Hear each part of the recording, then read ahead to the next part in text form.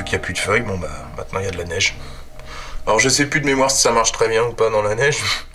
On va voir ça.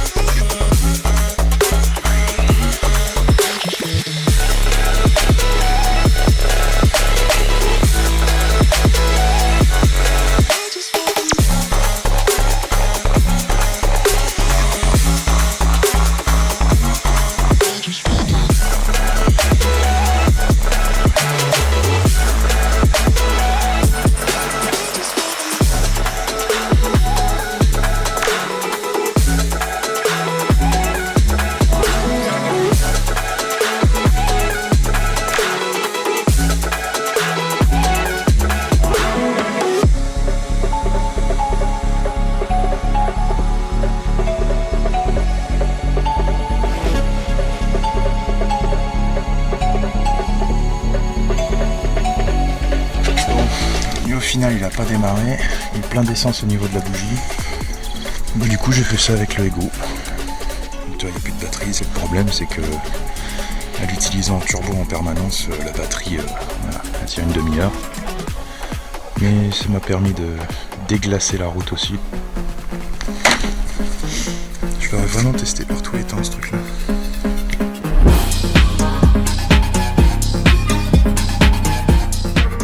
Salut à tous! Aujourd'hui on se retrouve pour quelque chose un peu différent, qui change un peu des tondeuses.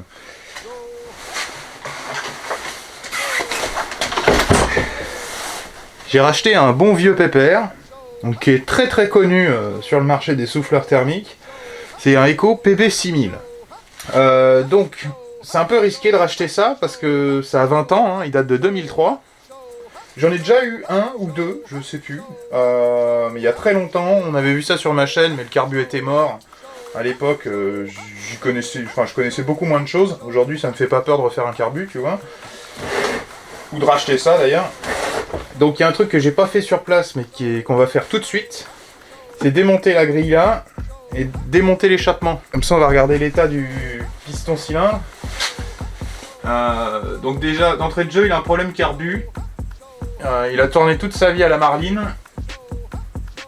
Donc bon. De toute façon il y aura un démontage carburateur, ça c'est clair. Je vais peut-être essayer de vous montrer comment il tourne avant. Mais de toute façon il tourne qu'au starter. Il tourne bien mais qu'au starter. Mais là en premier lieu je vais enlever le cache en plastique. C'était un particulier et très souvent il allait faire régler le carburateur. Donc c'est qu'il y a un problème carburateur. Alors donc ça devrait être une machine entretenue.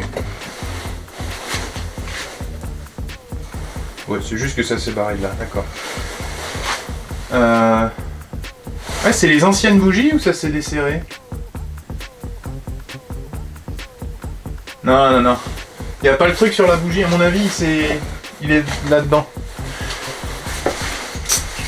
C'est pas possible qu'en 2003 t'aies une machine avec une bougie comme ça. Elle est dedans l'autre partie, je sais pas.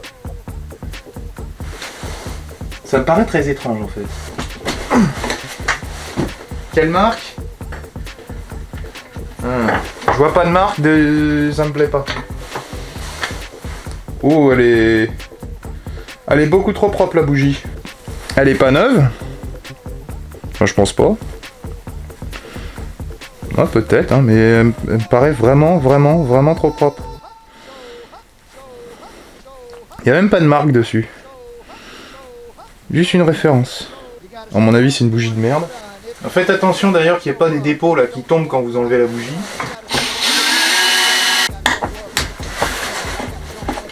Alors sur le Eco PB46LN, les caches sont beaucoup plus complexes. Parce qu'ils ont essayé d'étouffer le bruit du moteur sur le 46LN. Alors que celui-là c'est full gaz, tu vois. T'enlèves ça, c'est très simple hein, de fabrication. Là t'as des bons renforts en métal. Et tu vois celui-là il était pas dans une entreprise.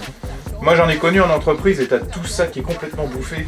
C'est bien qu'il ait servi juste à un particulier, il a moins d'heures de vol si tu veux que d'autres souffleurs. De toute façon le carburateur il est collant. Hop. Ce filtre à air est vraiment énorme. Il me dit qu'il pense pas avoir déjà changé le filtre à air. Il y a marqué Eco, fabriqué aux États-Unis. Il est vraiment impeccable. Oh là là là là. C'est des dépôts? Oh la vache!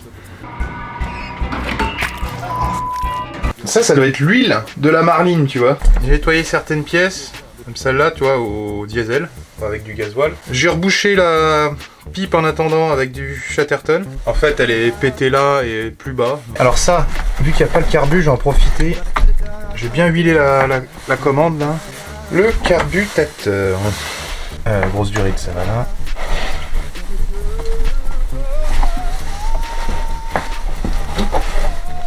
La toute petite pour le retour vient ici.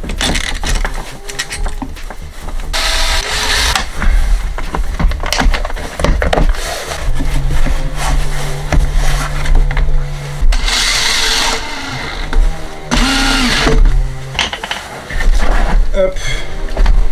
Et on va mettre de la vraie essence.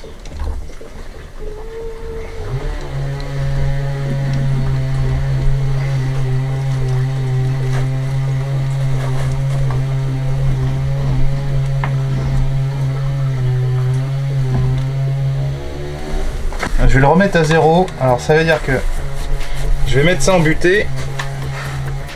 Les deux. L c'est laquelle? C'est à droite L. Ok. Donc là je vais desserrer de 2 tours et demi.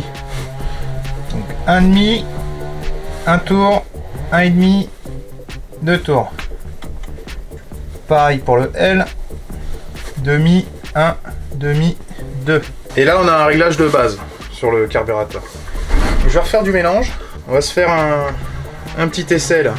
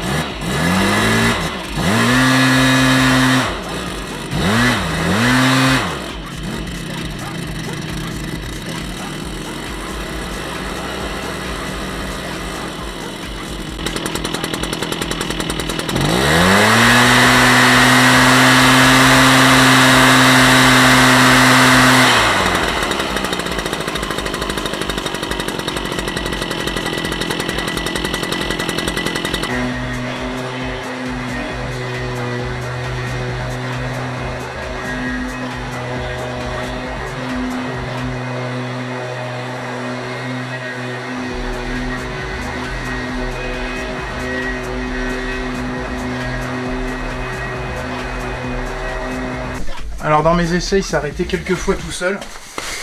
Donc j'ai redébranché l'anti-patate. Voilà sur quoi je tombe. Oh. Donc ça c'est une bougie de merde chinoise, tu vois, avec un truc qui tient pas. Et ça...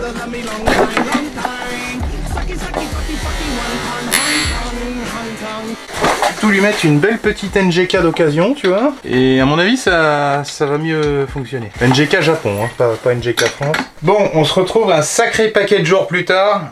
Pour toi, ça sera dans la même vidéo. Là, tu as 2 souffleurs japonais de très bonne construction. Donc là, tu peux voir, comparé au PB6000, là, le cache est complètement fermé, il recouvre le lanceur et tu as un autre petit cache par-dessus la bougie. Alors que sur le PB6000, tu vois que tout est ouvert. En fait, c'est juste une grille de protection pour pas que tu te niques les mains. Mais je suis choqué quand même, tu vois, je viens de lire la différence de décibels. Je trouve que c'est très très peu, en fait, de différence. Mais par contre, à l'utilisation, il y a réellement une différence de bruit. Parce que le 46 LN aussi, tu vois, enfin, sur celui-là, il n'y a rien. Toi au-dessus, quand tu regardes là, il n'y a rien du tout, tu vois, c'est vide. Et puis tu arrives à la turbine. Le 46 LN, tu as une grille. Il y a des mousses aussi, tu vois, sur le côté. Alors celui-là, il n'y a que dalle, quoi. En fait, c'est les mêmes souffleurs. Il y a une différence de moteur par rapport à la cylindrée. Et le 46 LN, il a des caches qui sont vachement plus étudiées. Après, bon, ça serait que moi, je ferais un swap tout de suite des caches. Mais, je me dis que si c'est autant ouvert, tu vois, sur le 6000, c'est pour le refroidissement. Et à mon avis, si tu mets ces caches-là, le moteur doit surchauffer au point de serrer. Après, le PB46, il existe aussi, hein. Le PB46 tout court. Mais là, c'est le LN. Et le LN, c'est fait pour faire moins de bruit. Mais quand je vois le peu de différence au niveau bruit et la différence, en fait, en utilisation en performance, autant aller sur le 6000, quoi. Ce souffleur-là, il sert à rien. Mais bon, bah en plus, tu as un petit cache là qui peut, voilà, s'ouvrir avec une mousse dedans. Mais c'est ça que je me dis aujourd'hui, tu vois, c'est en rachetant ce 6000, je me dis que tous les efforts qui sont allés sur le 46 LN, bah ça sert pas à grand chose, parce que tu perds en performance, et puis il n'y a pas énormément de différence de bruit, quoi, entre 107 décibels pour le 6000 et 104 pour le PB46, franchement je vois pas trop de différence. Je vais quand même enlever ce cache. Bah déjà, toi, il y a des petites mousses et tout ça, c'est ce que je t'expliquais. Mais là on va pouvoir les voir. Je l'ai pas démonté depuis que j'ai le souffleur, enfin depuis que je l'ai refoutu en route. Et à chaque fois il a été assez fiable. Bon, déjà la feuille elle va dégager. Elle est marron clair, mais elle tire sur le blanc, quoi. Donc, il manque un peu de richesse. Enfin, ça va, elle est correcte, mais c'est quoi comme... C'est moi qui ai mis ça? Ou j'ai laissé la bougie qu'il y avait? Torche BM6A. Je suis étonné, parce que généralement, je fous de la NGK, mais... Et ce qui est assez étonnant, en fait, sur la conception du souffleur, c'est que c'est un châssis qui a été moulé à plat, tu vois. Enfin, tout ça, ça a été moulé à plat, la partie noire. Et bah, une fois démoulé, ça a été replié et vissé dans les coins. Ce qui te fait ton châssis autour, voilà. Dans la vidéo que je t'avais fait à l'époque à la GoPro là-dessus, ça fait partie des machines que j'ai eues pendant la période où je refaisais la maison. Et du coup j'avais zéro endroit pour te monter les vidéos, enfin c'était un peu la galère. Donc après par la suite, bon... Clairement, moi je garde toujours le plus puissant, donc ça sera sûrement le PB6000. Après celui-là, malgré l'utilisation professionnelle que j'en ai fait, il a peut-être moins d'heures quand même que le PB6000. Quand je l'ai eu, il avait vraiment que dalle, quoi. Il avait servi 2-3 fois. Ah ouais, il y a vraiment... Ouais.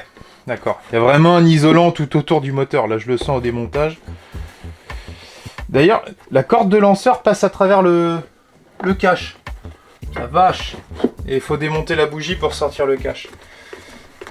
Ah, il y a une plaque ici, par chaleur, qui est un peu différente de l'autre. Ouais, le mieux c'est de démonter le carbu avec, j'ai l'impression. Alors, on peut le sortir, mais c'est pas... Ouais, d'accord. Il y a vraiment le fil d'allumage qui passe dedans. Ah là! Donc t'as vraiment le lanceur qui passe de... Ah ouais! Oui, ça, non, ça j'ai jamais... ça, j'ai jamais démonté. Par contre, la vache! Quand tu vois toute la mousse qu'ils ont foutu là-dedans, pour au final rien gagner en décibels. Enfin, l'utilisation, quand même, tu l'entends. Il y a quand même une différence quand tu l'utilises entre le 46 LN et le 6000. Mais on est de base sur des performances qui sont différentes. Puis je sais pas si avec toute cette mousse, s'il a pas tendance à chauffer un peu plus que la normale. Ça doit être les mêmes bas moteurs. Ouais, ça doit être les mêmes bas moteurs et c'est juste le cylindre piston qui change. Entre les différentes gammes de souffleurs à l'époque. Mais waouh, je suis étonné qu'il y ait vraiment de la mousse partout. Tu vois, je t'avais dit ça, mais je pensais pas que c'était à ce point-là, quoi. Ils ont vraiment tout couvert de mousse à l'intérieur, puis plutôt épais, avec différentes épaisseurs, en fonction de ça soit les côtés, l'arrière. Il y a un autre disque, tu vois, pour le lanceur à ce niveau-là. Enfin bon. Je pense qu'ils se sont bien pris la tête en fait pour rien du tout. C'est ce que je veux dire. Donc ce qu'on va faire, c'est qu'on va transvaser cette pipe là, qui est un peu écrasée d'ailleurs, mais elle a toujours été. J'ai essayé de bien la replacer avant, mais bon, elle a toujours fait un peu ça, la pipe d'admission. Donc ça, c'est un carbu que j'avais refait. Enfin, du moins, j'avais changé les membranes. Oh, oh, oh, oh, oh, hey, oh, oh. Hey! Pourquoi ça pisse partout comme ça avec de la pression? C'est quoi cette affaire? Arrête! Ah, tu vas me dire qu'il y a... Ah non, tu vois, bah... Tu vois? La dernière fois que je l'ai ramené, forcément, ça secoue la bécane. Donc ça crée de la pression. Ce qui me laisse à penser que mon bouchon de réservoir d'essence ne doit pas respirer correctement. Parce que là, la pression qui était là, c'est de la pression qui a au moins une semaine. Hein. Donc le carbu c'est bien ressali. En même temps, le souffleur m'a bien servi. Théoriquement... Ah si, il y a un code quand même. C'est juste qu'on le voit beaucoup moins. Donc celui-là, c'est un Zama K37D82A. Et le Zama du PB6000, c'est un K490 2XA. Voilà. Donc ils ont la même gueule, mais c'est pas les mêmes carbus. Donc là on a le carburateur du PB46LN. On va démonter la partie haute. Donc j'avais déjà changé la membrane quand j'avais remis ça en route. Là tu vois j'ai mis... Non, les...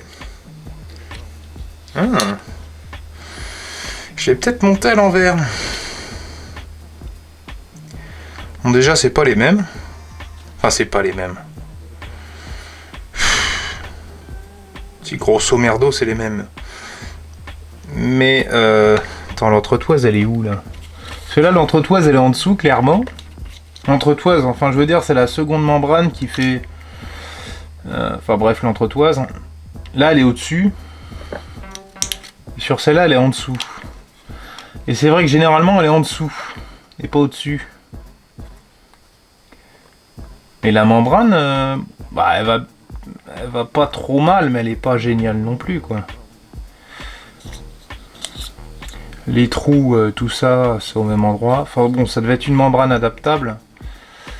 Donc j'aurais peut-être fait l'erreur de mal la monter. Est-ce que tu penses qu'on peut encore décoller les deux parties puis remonter ça dans l'autre carbu? Ouais, on peut faire ça. Je suis étonné d'ailleurs, mais... Bon. Toi, en fait, la membrane, réellement, c'est juste cette partie-là. Ça, c'est ce que j'appelle l'entretoise. Ça, c'est réellement la membrane. Il faut que ça soit vraiment, vraiment, vraiment très, très souple. Dès que ça fait ce bruit-là, c'est foutu, tu vois. Et bon, bah, des fois, tu as des différences de hauteur de rivet. Mais ça se trouve, je l'ai mal monté, hein. Là, clairement, je la démonte. Je vois qu'elle était au-dessus au lieu d'être en dessous. Enfin... Après, ça dépend des carbus. Ça se trouve, quand j'ai démonté celui-là, c'était déjà monté comme ça et j'ai remonté pareil. Là, je peux pas te dire. Ce que je peux te dire, en tout cas, c'est que ça... Voilà, ça va aller sur le carbut du 6000. Je vais le mettre comme ça, là. Dans le sens où était le 6000. Et tu vois, la membrane, elle se déforme déjà un petit peu, là. Enfin, bref. Hop, la poire. Putain, elle garde encore l'essence, la poire. C'est étonnant. La poire, on va la remettre là. Ah bah voilà. Le 6000 aura été réparé grâce au 48 Allen. Et le 48 Allen sera réparé grâce aux pièces que j'ai commandées pour le 6000. Le 6000, on va pas pouvoir l'utiliser tout de suite, hein, parce qu'il est 22h30. Quelque chose comme ça. Là, on a le carbu du coup du 6000 qui est ok. Et bon, bah c'est celui du 46 Allen maintenant qu'il va falloir retaper. Bon, lui au final il a pas démarré. Il y a plein d'essence au niveau de la bougie. Donc je vais lui redémonter son carburateur. On va mettre le kit complet neuf. Et la membrane qu'il y a là-dedans, on va la remonter dans PB46 Allen. Tu vois là, j'ai déneigé avant de trop marcher dessus et que ça puisse se transformer trop en glace.